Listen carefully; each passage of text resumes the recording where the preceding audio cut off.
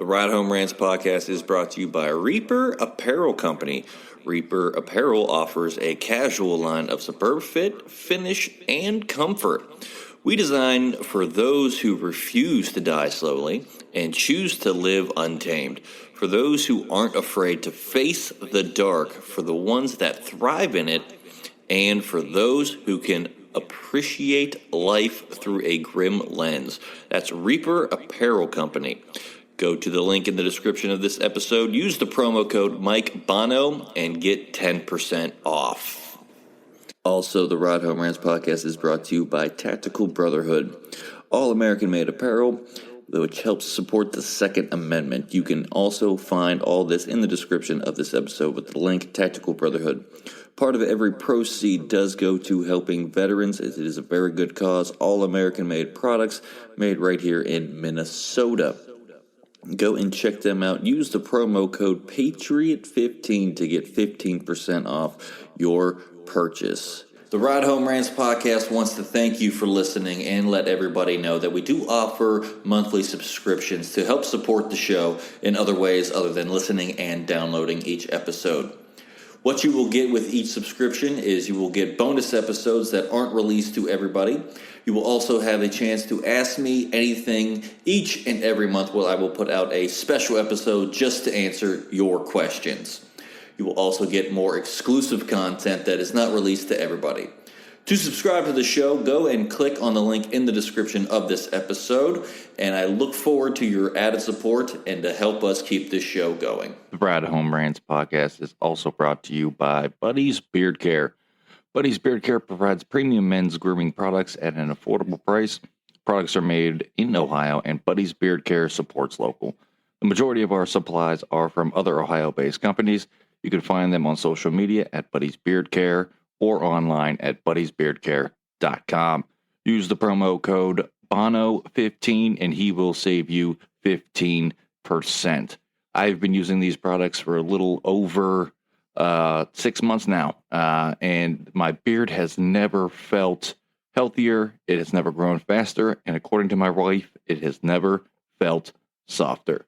Also, the Ride Home Rants podcast is brought to you by former guest of the show in Matt Landowski in Sweet Hands Sports. Elevate their game with Sweet Hands Sports. Our sports gloves are designed for champions, providing ultimate grip and durability. Achieve greatness with every match. Choose Sweet Hands Sports for the winning edge. Grip your victory at sweethandsports.com. Use the promo code BONO10 and he will save you 10%. He has sent me a complimentary pair of golf gloves. They are so comfortable, durable, and breathable. You won't find a better pair of gloves out there. Again, sweethandsports.com, promo code BONO10. Lastly, the Ride Home Rants podcast is brought to you by Deemed Fit, a clothing company from first responders for first responders. These products are so comfortable. They look great. They have great messages on them. They are provided to support first responders, especially those who worked through COVID. All of the proceeds are going to helping veterans and first responders with their mental and physical health. This is a great cause. I support anything that has to do with our first responders and our veterans. Again, deemedfit.co, promo code Mike Bono will save you 20%. Now, let's start the show. Welcome, everybody, to another episode of the Ride Home Rants podcast. This is, as always, your host, Mike Bono.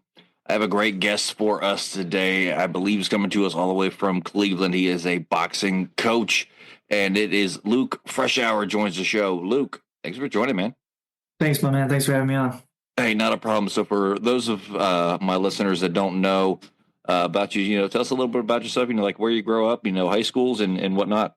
I grew up in Madison, Ohio, which is almost like Ashtabula, Far Lake County. Yeah. Was living in Painesville City in my early 20s and driving all the way to the west side to box.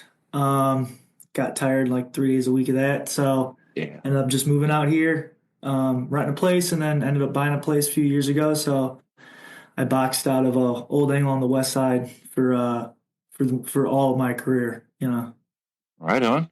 And I must say, do you have the best flow with the hair in the boxing game right now, man? I can see it coming out of the back of it's an Indians hat. They will always be the Indians Oh to me. yeah, So, always, always. but besides being involved in the fight game, you're also a realtor. How did you get involved in that?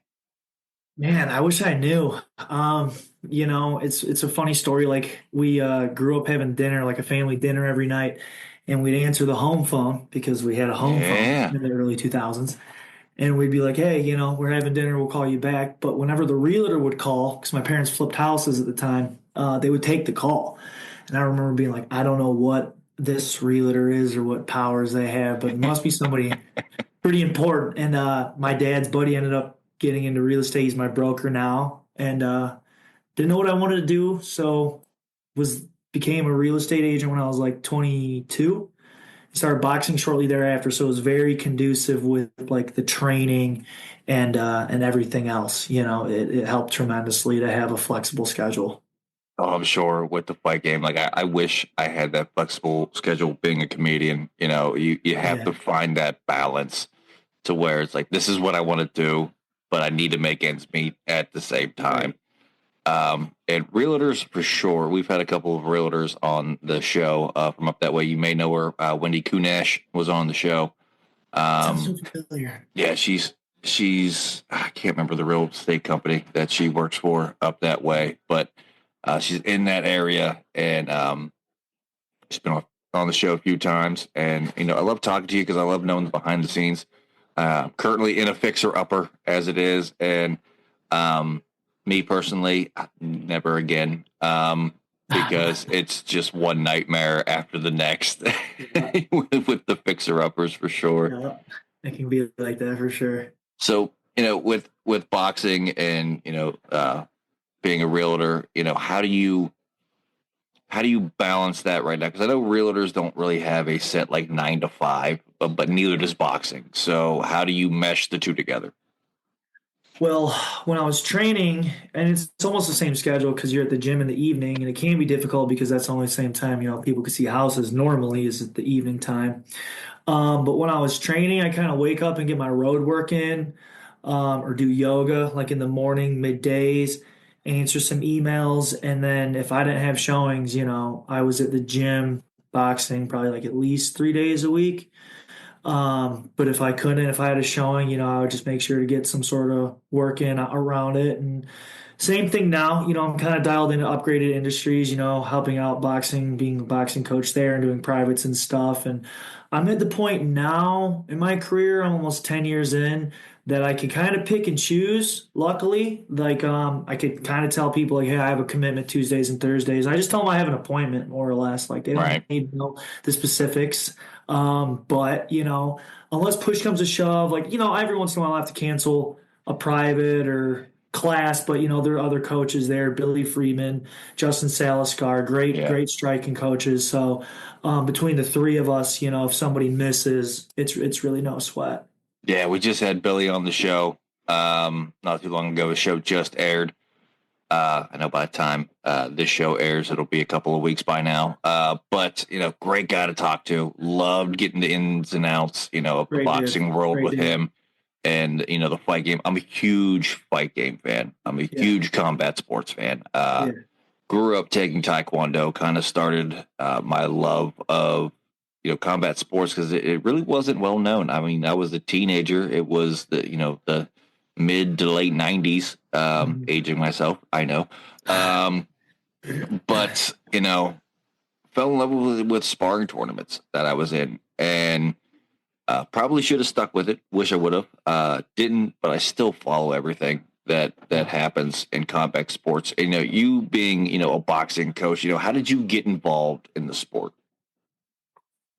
I just kind of always was like, into it a little bit. My dad never had like really formal training, but he was just kind of like a scrappy street guy, more or less. So we had a lot of like gear and outbuilding, double end bags, heavy bags and stuff. And I was always kind of the kid who kept like two pairs of 16-ounce gloves in my trunk. And, we'd like go in the wrestling room and like duke it out, like always playfully, you know what I mean? Never really like maliciously or anything. And then Later on in like my late teens, early 20s, the boys having the beer, same thing, put them on in the Yeah. backyard, just like classic shit. But a good family friend of mine, Rick Lazada, he was a coach at Old Angle, which is now Joey Maxim Pal Police Athletic League gym. We were on West 25th. Now we're on East 49th, and we rent from the Ohio Technical College. But Okay. he was just like a family friend, and I had like a cousin going up to Old Angle at the time, and I was like, man, I'd love to get in there and see what's up. And I was 22, definitely later, for sure later, but um, trained from 22, had my first fight in the Golden Gloves, Cleveland area Golden Gloves in 2018 at 23 years old, and competed until the Golden Gloves in 2022. And COVID was in the middle of that, so, and I had a Right. nurse an injury back in that, but ended up like 20 fights when it was all said and done. And then yeah, so met DJ because he would come out there when he was still competing MMA because another coach at Old Angle, Leo Keglovic, was DJ's striking coach at Strong Style back in the day. So that's just kind of how I met DJ, and he hit me up probably like 3 years ago when I was still competing. Even I was like, "Hey, dude, do you know anybody looking for like a boxing position?" I was nursing a shoulder dislocation at the time, and it Yeah. was definitely like what I needed to like give my body a rest, but still like teach and be involved and like let it heal, but still like be involved mentally and explain things. Because like I said, I was still competing at the time. Yeah. I feel like COVID showed people who they really are. Being a comedian, like there's there's like I said, it's no set day job, no set 9 to 5. You're not like, okay, well, I got to go to the office on these days. It's Yeah. find work when you can.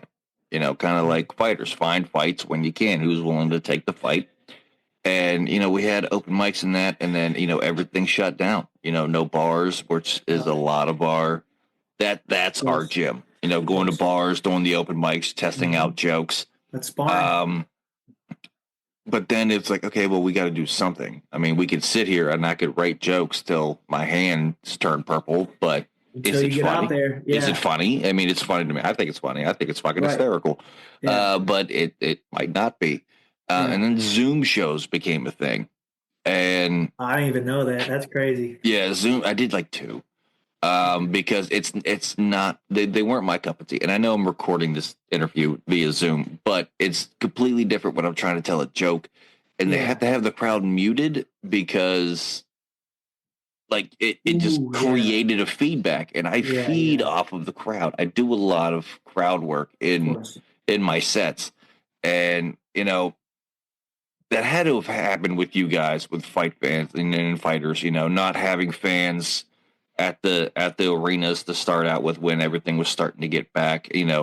I liked Yeah. watching the UFC on TV then because you could hear the coaches.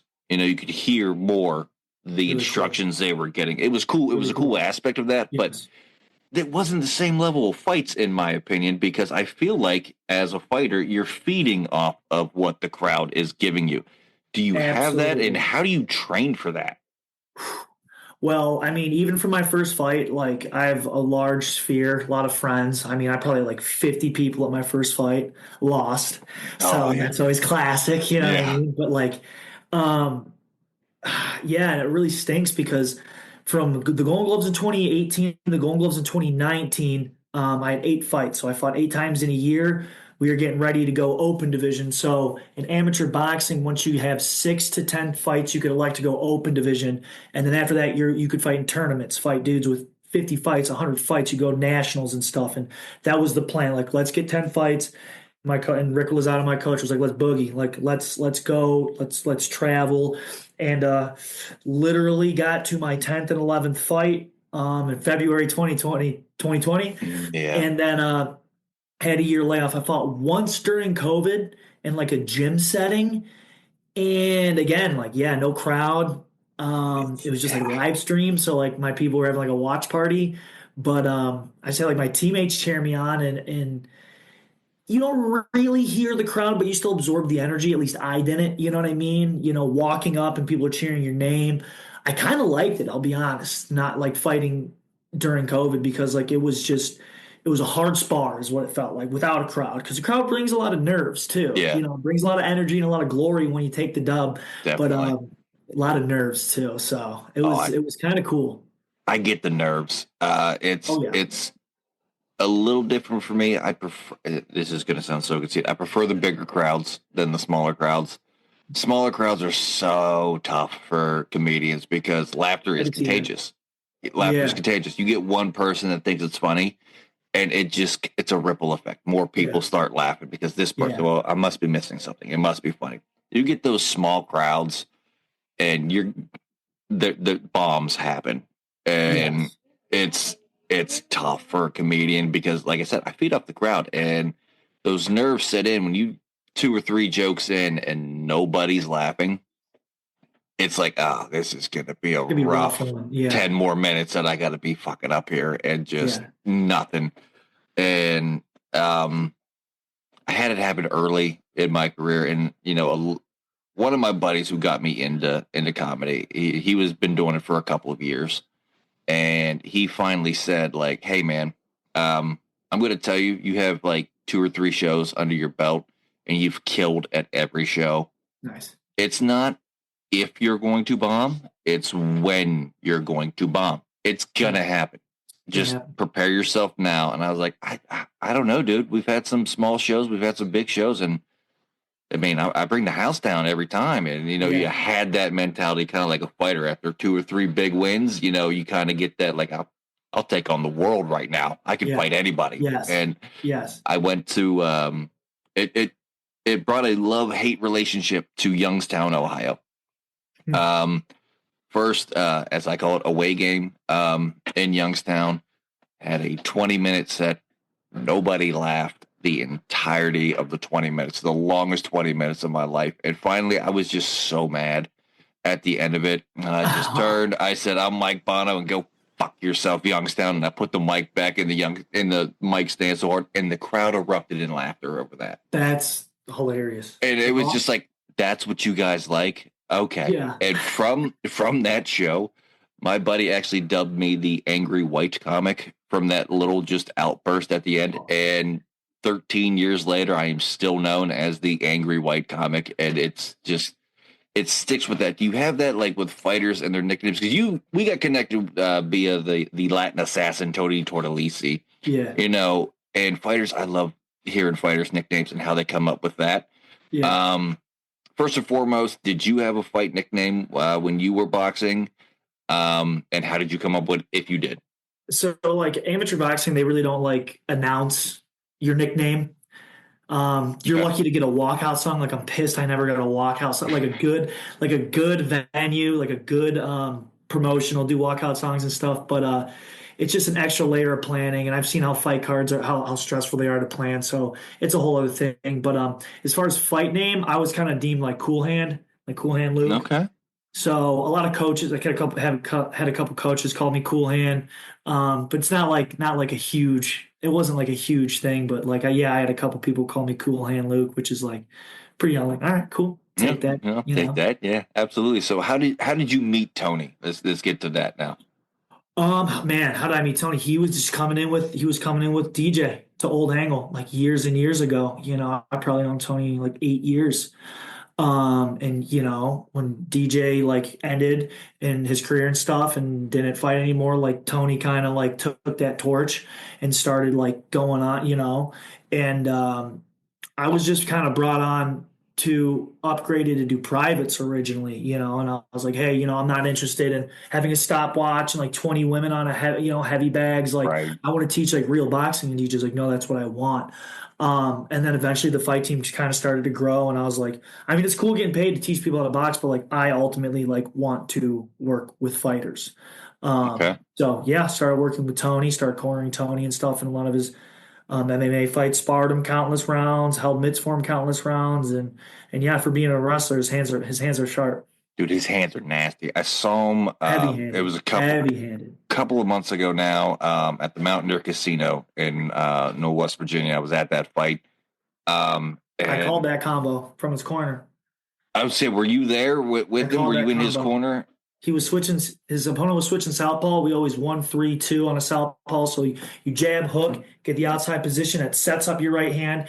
And he was switching. He wasn't southpaw when Tony kind of threw the combination, but he like heard it and it was already in his head. He kind of like flicked it and it kind of became like a long hook and then like an overhand right. Clipped him. It was sweet.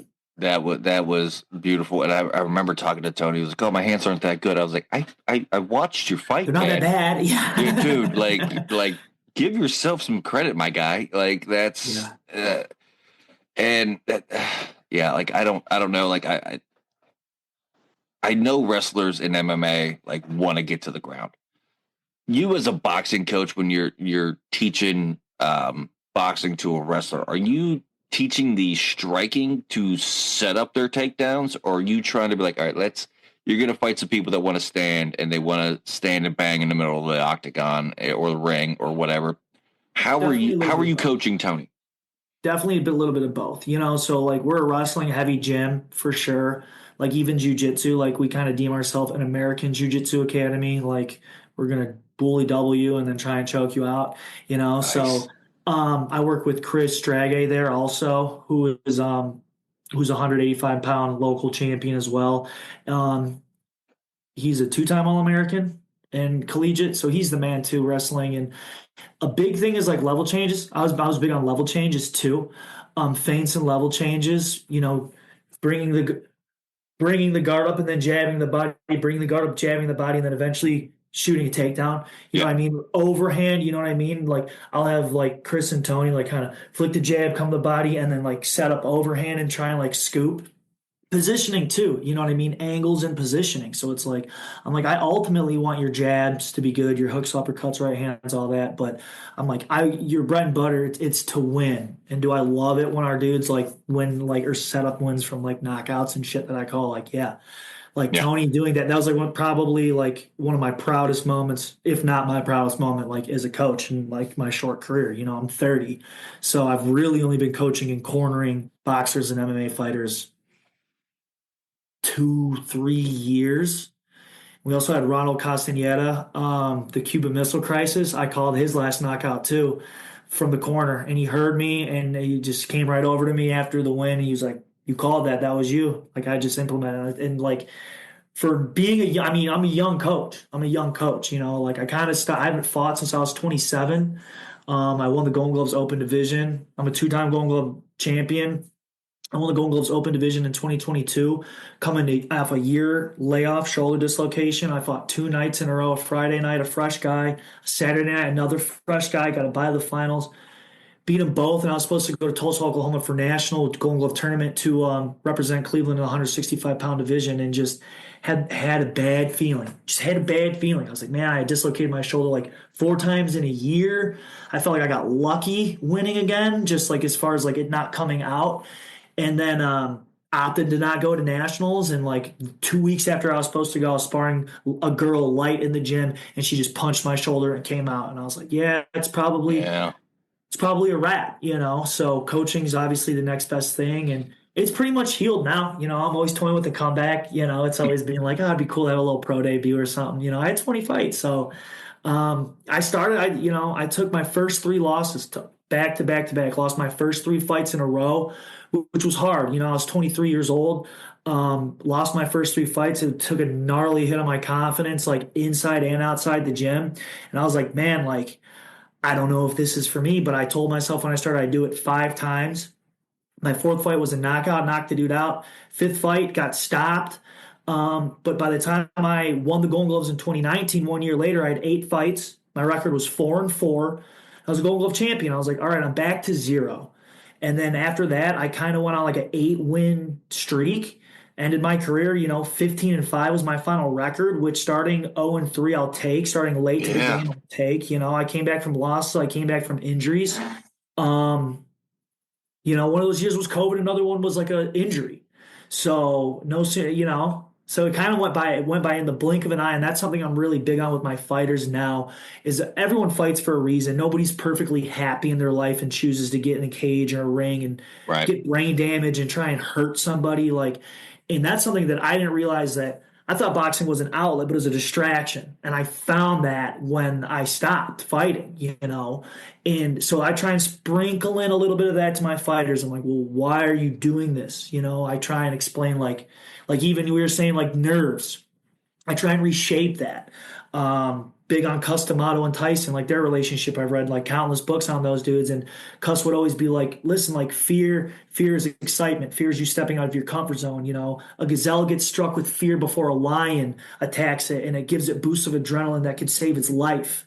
So I always try and tell my fighters that to like reframe it. You know what I mean? Like you could either succumb to that fear, or you could use it to your advantage. I just tell them like, it just means you're doing like you getting on the stage and comment. It's always gonna be nerve wracking. It's like that just means you're doing something that's worth doing and out of your 100%. comfort. Like comfort sucks, you know what I mean? Of course we get used to it, but it's like if you're not pushing yourself and trying to do like different things, you know, and coaching has just helped tremendously with the transition. And all my coaches were older, they were all in their 50s, 60s, 70s, even 80s, some of them. So it's like they could never spar me. So like it's awesome. Like I have a shiner right now, you know what I mean? Like I'll still get in there and just be like, listen, I could show you time and time and time again, but like if you can't get it down, I'm going to dust off the gear and show you how effective it is because I know I would learn when ultimately things would happen to me. Like, damn, how'd he do that? Like that cracked me. Like, how did he do that? Yeah. And that's really the best way to like go about that, I feel like. 100%. You brought it up with comedy with me. The first time I got on stage, I had crippling stage fright. Like I would pass out if like I was up on stage and a bunch of people were looking at me. And then I decided to give it a shot with being up there by myself with the spotlight on me and a microphone. Now, I showed up to this bar like an hour before the comics were even supposed to show up, and I just started pounding beers, and I had to be completely tanked to get on stage. That was the only way I could get over the nerves and just get up there and tell my jokes. And now I look forward to it, But like you said, getting out of your comfort zone. Last year, I did a show that I was super nervous to do. Worked with a company, Slapstick Comedy, out of Columbus, Ohio, and they were putting on prison shows. No and way. went to North Central Correctional Facility and got to perform for 400 inmates. And it's awesome. It's nerve-wracking because I do a lot of crowd work, and it brought me out of my comfort zone. One of the most rewarding shows I had ever done in my 13-year career. All 400 inmates came up to us afterwards, shook our hand, and said, "Hey, you know what? You making us laugh for these 2 hours just gave me 6 more months of peace in here." Sick. That was more to me than the pay I got for that show. And that's a feather in your cap. Like, you don't know how far like comedy's going to take you. Like, and that's things I tell fighters. I'm like, listen, win or lose, like you find the Golden Gloves, like that's a feather in your cap. Like people know what the Golden Gloves are. You know what I mean? Like that's no matter how things go, it's like that's a cool opportunity. Yeah, it was. I was excited that they asked me to do it. Got to work with a big name comic. The Room Ripper is what he goes by. And he's done shows with like Earthquake, Def Jam Comedy, like HBO specials. Like this guy has been around the block. And, I got to work with him for a couple hours and, bounce ideas off of him. And like, he even came up to me after the show and he was just like, "You see what works now?" I was like, "Yeah, dude. I mean, I know I need those filler jokes. I normally do crowd work." I was super nervous to do crowd work. And, you're talking to convicts and, but they were all super appreciative. 13 years, I had never been asked for an autograph. I signed 400 autographs that day. And, it was just like, I don't even know how to fucking sign my name now. Like I've never been asked for a goddamn autograph in my life. Yeah. And, it was a cool experience, but it definitely brought me out of my comfort zone. And like you said, now I'm like, all right, what's the next big step, in comedy? And you ever come up to Hilarities?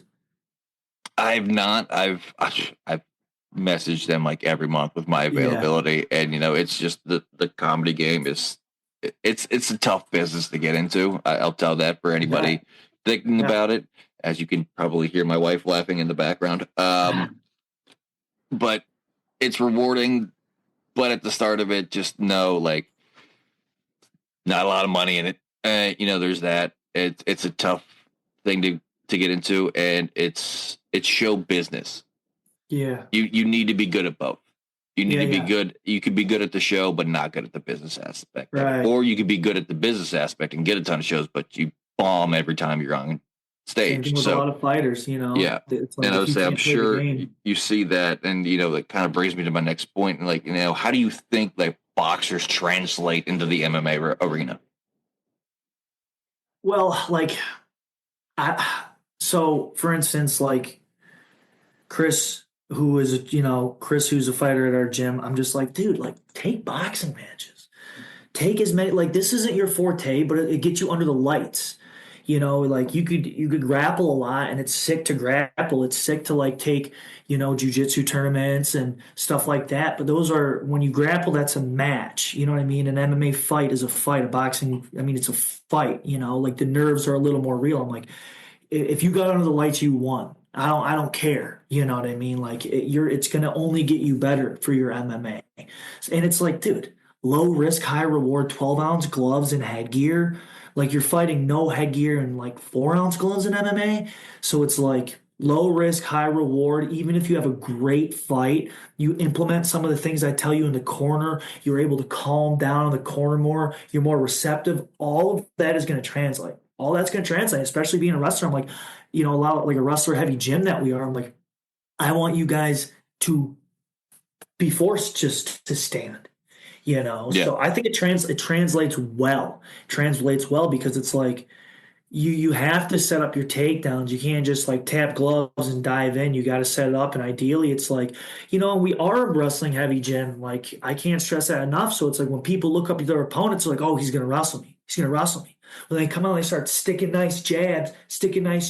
Boom, there's a right hand. They're like, oh shit. And that's going to force the dude to do something he doesn't want to do, likely. So it's like they're going to do their research and see you're a wrestler, and you're going to come out and you're going to have good hands. They're going to be like, oh, I'm fucked. And you're going to beat them like you're going to beat them psychologically too. Yeah, absolutely. I get that. I know I'm not the cleanest comic in the world, and forcing myself to do this was a couple of years back now, a PG-13 show. Which no cussing. I mean, a little bit sprinkled in here and there they were okay with, but like definitely no F-bombs. And, I don't even realize I say it half the time.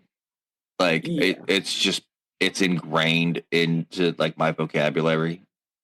And that'd be hard. That'd be really hard. It was tough. And again, brought me out of my comfort zone. Loved the show, loved having kids at the show. That was an awesome experience, But I get what you're saying with wrestlers and being outside. Like they want to shoot for those takedowns, but now I'm forced to stand and throw hands. It's only going to make them better. They did that at my Taekwondo gym, and for a month straight, they brought in a jiu-jitsu specialist. And now, instead of throwing kicks and elbows and jabs, now we're on the ground. Yeah. Now what do? And most fun I had was when they brought him in, getting to learn a different skill set. And had I gone anywhere, it taught me how to set kicks up for takedowns. I never thought that would translate, because now I'm lifting 1 foot off the ground. Now I'm off balance. Yeah. And, but somehow me being the lanky guy that I am, I mean, I'm 6'5". Back then I was 155 pounds at 6'5". I'm skin and bones. That's insane. Skin and bones. And it translated into jiu-jitsu because I have these really long fucking giraffe legs. Yeah. That I could pull guard real easily. And then set up triangles and arm bars because my legs were so long and I could keep them away with my legs. And I learned how to use those. And, wrestlers, they want to grapple. But being in MMA and having boxing background, it's got to help. I mean, guys just want to stand and throw hands. And I get, like, with MMA, you hear the crowds booing when guys are on the ground. I was watching Fight Night last weekend, or a couple weekends ago now, when this airs, and it was grapplers. They were on the ground, and the crowd instantly started booing. And it's just like, you don't see the art form that's happening here. Yeah. Like, there's so much. It looks like they're just laying on each other, but there's so much happening that you can't see, and it's become more entertaining to it's me. chess, not checkers. Yeah, absolutely. And I get it. Fight fans, they want to see guys stand in the middle of the ring like Max Holloway and them, and just throw caution to the wind, no blocks, we're just throwing hands. Of course. And I get that, but I've seen a lot of boxers not do well in MMA because I feel like once they've gotten taken down, like, that's... Or leg kicked. Yeah. You're heavy on that front, and, like, that's something, like, I try and, like, let people... I'm like, listen, like, if you jab and you sit, come up and, like, raise your knee. You know what I mean? Like, let somebody know, like, I will check your kick. Like, a lot of things I'll be like, you don't have to show somebody a technique while it's happening. Like, you could just show them that you'll do it. You'll be capable of it. Like, you come out and you're moving your head like, oh, this dude's head movement's good. You know what I mean? Like, even though you're just doing it. So I'm like that's one thing. Like, yes, like, you have to have great, like, leg kick defense, takedown defense to be a successful boxer. Like, I would never even fathom. Like, I grew up wrestling, like, a little bit, did it for like a year or two in elementary school. I understand it. Like, even jujitsu, like, fighting is fighting. Like, I don't know how or transitions or what, but, like, when I'm watching it, I'm like, man, if I was that dude, I would try and do this. And I don't know how or how to go about it, but then they start to try and do that. And I'm just like, okay, I have a mild understanding of this, you know? Right. Yeah. Definitely helps for sure. And, like I said, I love everything about the fight game. I've always been ingrained with the fight game. And that now, with that being said, who are some of your favorite boxers of all time? Marvelous Marvin Hagler. Yeah. Just the middleweight era in the 80s was just fucking Sugar Ray Leonard, Tommy Hearns, Roberto Duran. No one was afraid of their fucking taking a loss. They all beat the fuck out of each other. They all fought a bunch of times. Like, it was incredible. You know what I mean? Like, I think Floyd Mayweather kind of, like, he didn't ruin boxing, but, like, some of the greatest ever had losses. And, like, people are like, oh, it's easy for you to say you fucking took 3 in a row for your first 3 fights, but it was just like, so I never was undefeated, so I don't know what it's like. But what I do know, it's like I got better. I was more hungry off of a loss than I ever was a win. You're more confident, but it's like you're way more hungry, and you learn more from losses. You learn way more from losses. Like, I always tell, like, my fighters now, I'm just like, the experience of fighting is life in a 5, 10, 15-year period, if you're lucky, like, condensed. There's going to be high highs, low lows. There's going to be setbacks. There's going to be glory. There's going to be things that just don't go fair or go your way, and you're going to have to fucking live with it. And these are all things that you can summon strength from. When your mom dies or your kid gets into a terrible car accident, God forbid, like, life is just weird. Yeah. So when you choose to once do something hard that is fighting, it's a choice. And then you could summon strength from that when life is inevitably weird or hard, like, down the line. So those are the things I try and, like, really implement in coaching. You know what I mean? Like, visualization. Like, right after I get someone warmed up mitts, their adrenaline's going, and I bring them into a back room somewhere quiet. And I'm like, hey, take, like, 3 deep breaths. And they're like, what? I'm like, yeah. You, like, take the tongue off the roof of your mouth, relax your jaw. And they're like, okay. And I'm like, close your eyes and let's breathe. And like, yeah. I'm like, you know what your opponent looks like. You know what the venue looks like. And say they're in the blue corner, visualize your success out of the blue corner. And I talk to them real calm. And they got a bead of sweat coming down their head because we just warmed up and they're about to go fight. Like, you could visualize your success in a fucking cage or a ring. You could visualize your success in anything. So it's like these little tips and, like, tricks that I try and, like, show people. I'm like, no, this isn't This isn't fight. This is bigger than fighting. Like, yeah, I care about your jab, I care about your uppercut, but I care about the man that you are when you're done. And have you grown? Have you grown through the process that is fighting? And are you going to become a better person after? And that's really what my job as a coach is, like flat out. Holy shit! I wish I didn't have any more to go with this show, because that is a phenomenal analogy, and that was, yeah. I honestly, now that you say that, I think back, and I fought 29 times in Taekwondo. Sick. It's a lot. 28-1. Sick. And I lost on fight 29. And oddly enough, I told this story to Billy, and it got a big laugh out of him, which it gets a big laugh every time I tell it. Yeah. But driving to the venue with my coach and my other teammate that was fighting in the tournament with me, and she and I were ranked as the top 2 in Taekwondo at the time. So I was like, look, we're going to end up on opposite sides of the bracket if it comes down to both of us in the championship round. I'm not going to hit you hard. Don't hit me hard. We're going to be tired. And the trophy's coming back to our gym anyways. Who gives a shit who gets it? She's like, deal. Fate has it, we're in the championship round together. And at first, we're kind of just like tagging each other with jabs, a little leg kick here and there. And then out of nowhere, I must have tagged her a little harder than I thought I did. And I saw the blinders come on. Yeah. And next thing I know, I had my hands low, because I always did, because everyone was shorter than me. And next thing I know, I felt a pressure on the side of my face, and my eyes are opening, and there's 5 people standing above me. She had kicked me in the face so hard, and like her one foot didn't leave the ground, just a perfect roundhouse right to the button.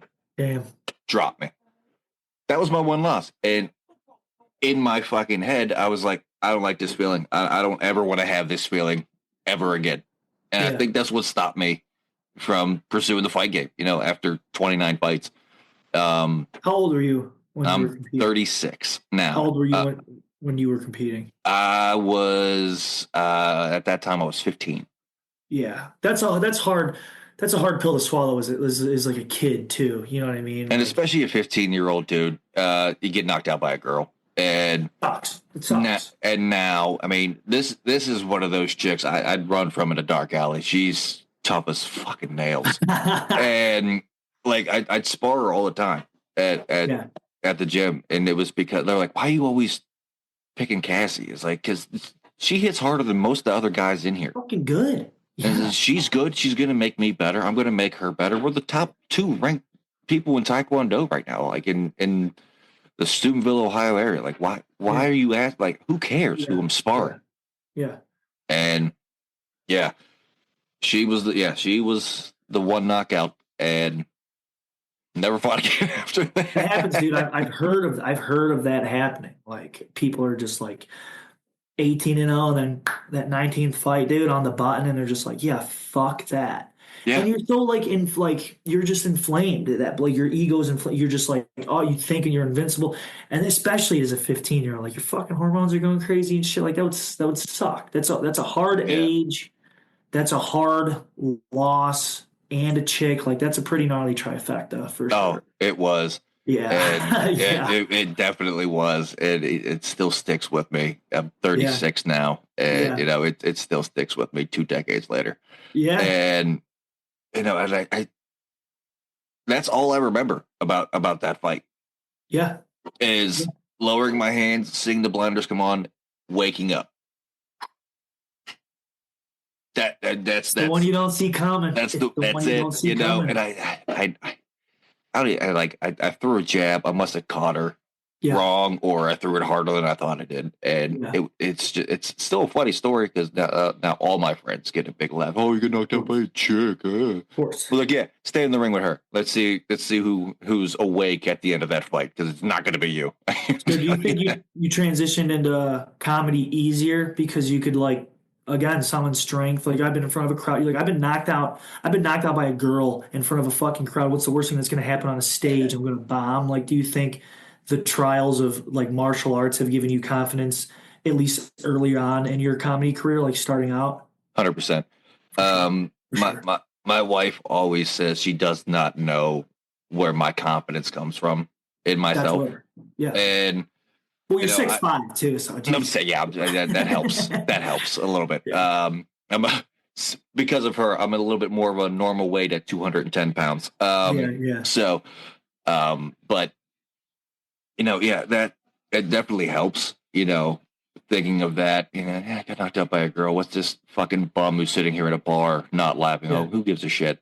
Yeah. And it definitely helps. But I always tell people, like, how do you get your confidence? Well, I love me. I think I'm fantastic, and that's all I need. I don't care if you like me. I like me. I think I'm awesome. Yeah. And it's brought me to still. I mean, at 13 years in, I'm still considered an up and coming comedian. Yeah. But it's something I'm always going to be pursuing, regardless. That's so cool. Because you still feel alive. Like that's probably my hardest thing right now about like not competing is like I'm trying to find something that like I want to feel like alive doing again. You know what I mean? And it's like That adrenaline rush that I get after a set is good or bad, honestly. Yeah. If it's a good set, I know obviously it's a little bit more, and I know sleep's not happening that night because I'm too amped up. If it's a bad show, I'm still amped up, for another reason. And like, why didn't this fucking joke work? Now I'm going over things and I'm going back to the drawing boards with jokes and that. But yeah, it definitely helps out having that martial arts background. Taught me a lot of discipline. And that was what my parents were the ones who actually, I don't want to say forced me into it, but they were like, look, you're growing way too fast. You've hit 2 growth spurts already, and you're already taller than what the doctor said you were going to be. The doctor told me I wasn't going to exceed 5'9" by the time I was 21. I was 13 and I was over 6 foot. Wrong. So wrong. And so wrong. And I had to learn coordination. So like, well, let's put him in some martial arts or something. Because my mom suggested ballet at first, and my dad was like, absolutely not. So my dad suggested martial arts as the next, best thing, and it's helped out tremendously. I got a black belt in Taekwondo, and it's something that black belt in anything is an insane achievement. Like, and it's so cool. Like, I'm gonna be the 50-year-old dude like in a room full of like kids at a dojo taking like karate. Like flat out. Like I think that shit's cool. It's just Yeah, I started at 12, and I had my black belt at 14. Wow. Yeah, it was supposed to be. They're like, it'll take about 3 years to probably get to be a black belt. I mean, that's just a typical transition. And I don't know what it was in me, but even as a 12-year-old, I said, "What's the fastest anybody's ever gotten a black belt?" And they're like, "Well, about 3 years." I was like, "So that's the mark to beat." Like, if you think you can get it faster than that, by all means, shoot for it. Don't be disappointed if it's 3 years. I was like, I won't, but I like lofty goals. As a 12-year-old, you know what I mean? Like that's not what I should be thinking about. Yeah. And that's just kind of been my mindset. And like, that's why people ask all the time, like, why are you still pursuing comedy? Like you're still considered an up and comer. You've been doing it 13 years. It's like, it's the way it makes you feel. Look at some of the guys that have their Netflix specials. They're 37 to 40 to 50 to 60 years old. As long as I can still talk and stand, like I'm still trying to make a room full of people laugh. Cool. Yeah. And it's the best rush I've ever had. Yeah, and you're not getting brain damage. Like right, yeah. I had to stand there with a microphone. Like the worst thing I have to have is somebody throwing something at me nowadays, or trying to Will Smith me. I don't like that's. I mean, I think like a lot of. I grew up, like it said, in Madison, so kind of like hunting and fishing. And after my career, like transitioned back, and I'm novice. I'm not like a big hunter or fisher, but like it's a similar primal rush. Yeah. You know what I mean? That's like, and you hear like dudes will be on Rogan talking about, a lot. I mean, I know Gerald Spawn, he fought out a strong style like maybe 5 years ago. Like he dipped his toe in stand up and stuff, and like had a little run at it and stuff. And I'm like, man, I always thought that was cool. I'm like, yeah, that's I, got to be. I the would same encourage anybody to just go to an open mic night, sign up, and just get on stage. Yeah, It's an experience. It's something you can cross off a bucket list. If you don't want to do it, Yeah. oh well, you can say you tried it.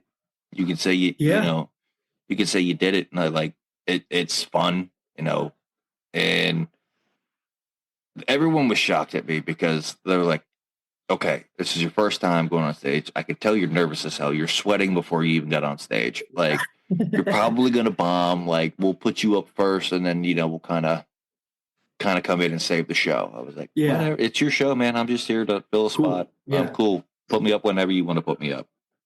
Went up and absolutely murdered the room.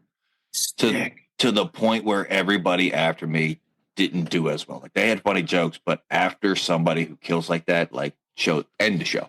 Yeah. Because you're not going to get any bigger laughs. And like, awesome. Some of them like were even like, man, who put this fucking running order together in this set? Like, Jesus, like the first timer comes up here and absolutely has people in tears. And now how old were you when that happened? So I would have been 23. Yeah. 23 years old. As buddy of mine needed to fill a spot in the show, had been hounding me for months. And I was like, fuck, I'll do it. For you, it was a fraternity brother of mine. I wanted to help him out. 13 years later, here I am. Still doing it, still kicking, still doing it, still running at it. But look, we are running down here near the end of the. I feel like I could talk to you like all fucking night. Just looked at the time. I was like, oh shit, we're running down near the end of the show here. I do got to get this last segment in here. And it's a segment everybody loves. We've been running this show for 4 years now and coming up on 5, and everyone loves it. And that is the Fast Fitty 5. And that is 5 random questions from the wonderful manager of the podcast, Johnny Fitty Falcone. And these are, for the new listeners out there, these are kind of rapid fire, but Luke, you can elaborate if you need to. Cool. But if you are ready, these questions have nothing to do with what we've been talking about for the better part of about an hour now. So if you're ready, man. All righty. So question number 1. What are your thoughts about geese? Geese, I fucking hate them. I almost ran one over on the way to the gym today. It's a shame that they're endangered. I would fucking, if it was the middle of the night and I had 3 drinks in me and I was driving, I would fucking run one over if no one's around. That's what I think of geese.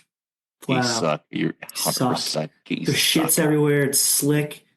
Like I love that answer to start this off. We used to do a whole nother fucking it's a whole nother show in and of itself with the rant I could go on about geese. Question number 2, is fishing a sport? Yes. Yeah. I'm not an avid fisherman. I'm fucking novice. I was fishing yesterday. I caught my first steelhead, first 4 steelhead this last week. Nice. It's a sport. It's not like a fucking you're sweating, but like it's a sport. Yeah, 100%. Not like total bias opinion, but no, you're good. Question number 3.